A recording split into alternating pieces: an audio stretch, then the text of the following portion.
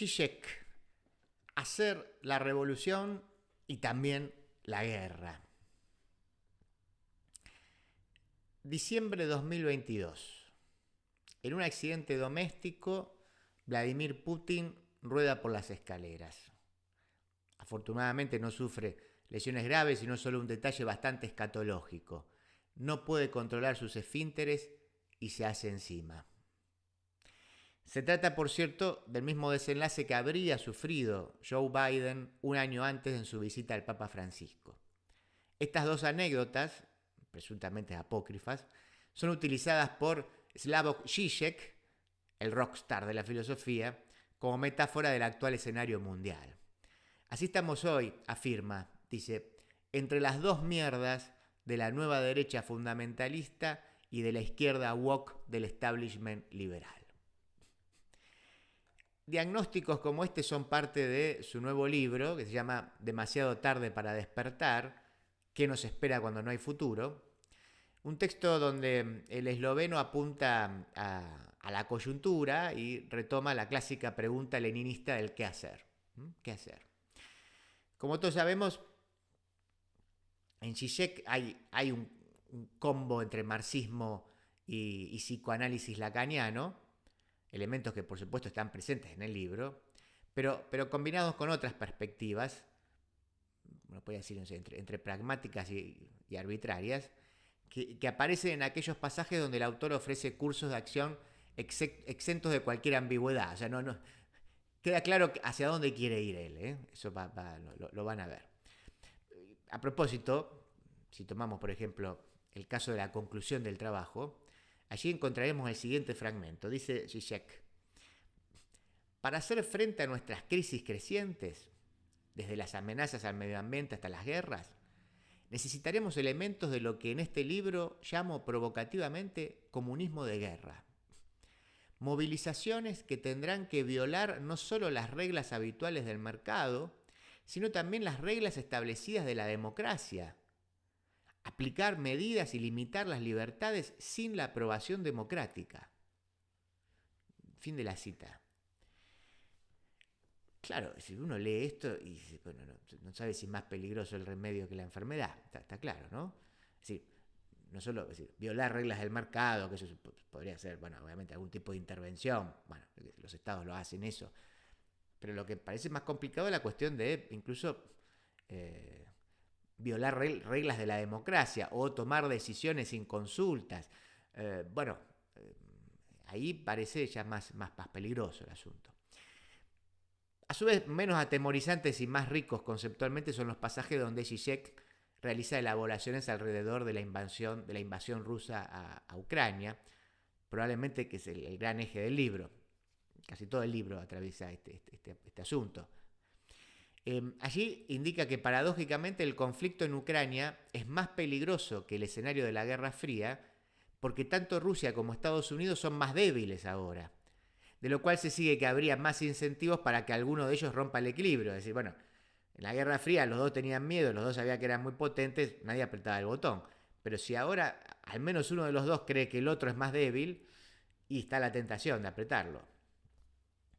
Asimismo, este intento desesperado de reconstruir el imperio soviético por parte de Putin sería, según Zizek, la estocada final para la eliminación definitiva de la tradición leninista de Rusia.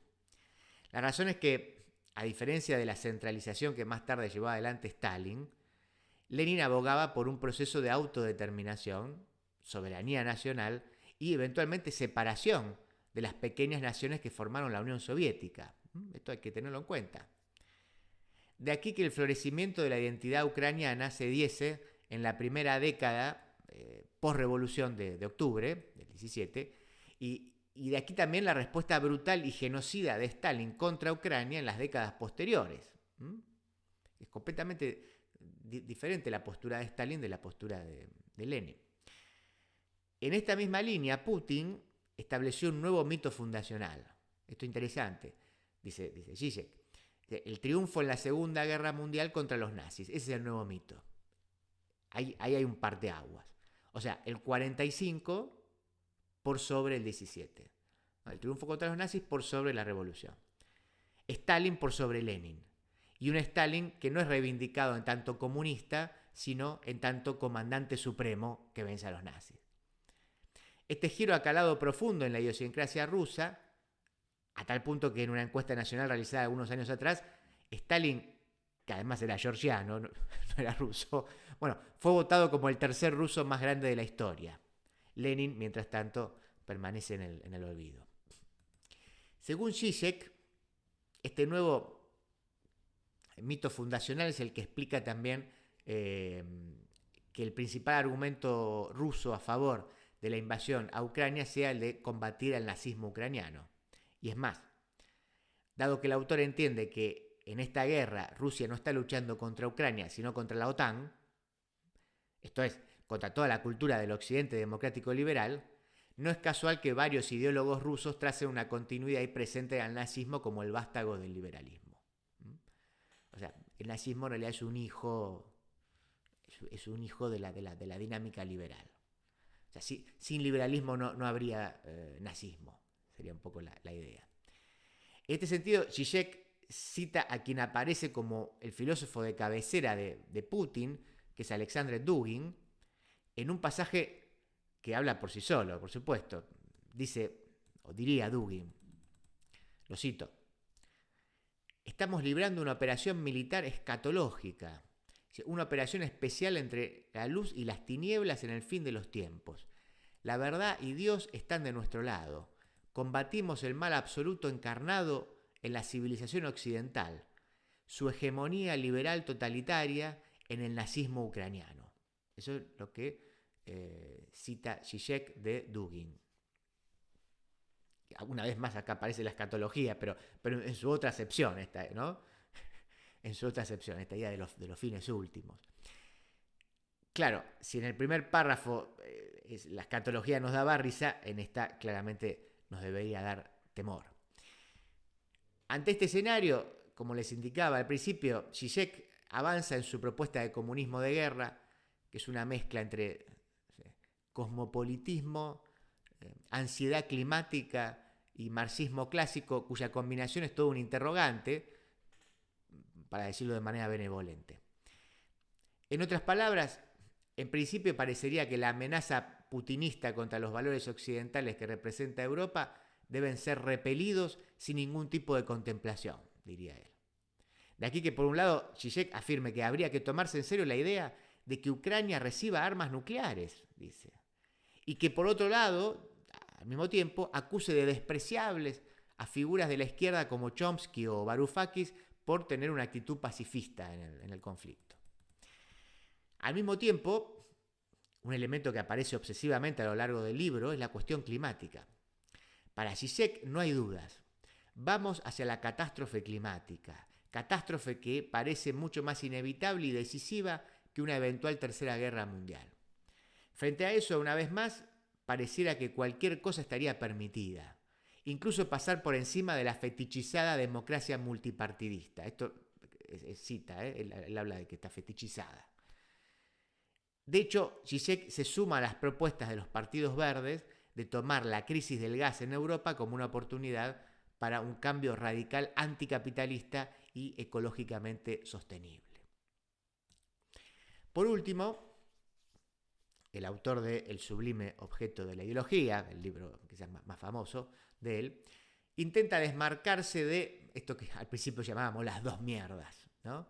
Que llamaba él, digo, no era una ocurrencia propia. O sea, ni populismo de derecha ni wokismo progre. Tampoco acepta tomar partido por el falso dilema China o Elon Musk.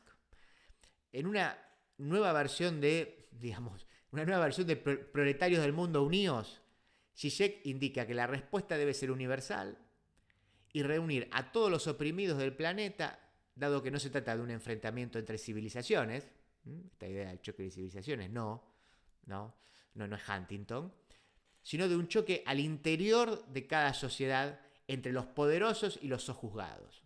Entonces no chocan las civilizaciones, chocan los poderosos y los sojuzgados dentro de cada una de las sociedades. Sea China, sea Estados Unidos, sea un sistema, sea un modelo, sea otro, sea Rusia, sea Brasil. No importa. Más globalización, aunque desde el punto de vista de los desaventajados, para dar una respuesta universal a la guerra y sobre todo a la catástrofe climática. Y si las instituciones globales no estuvieran a la altura de la crisis, decisionismo y al carajo.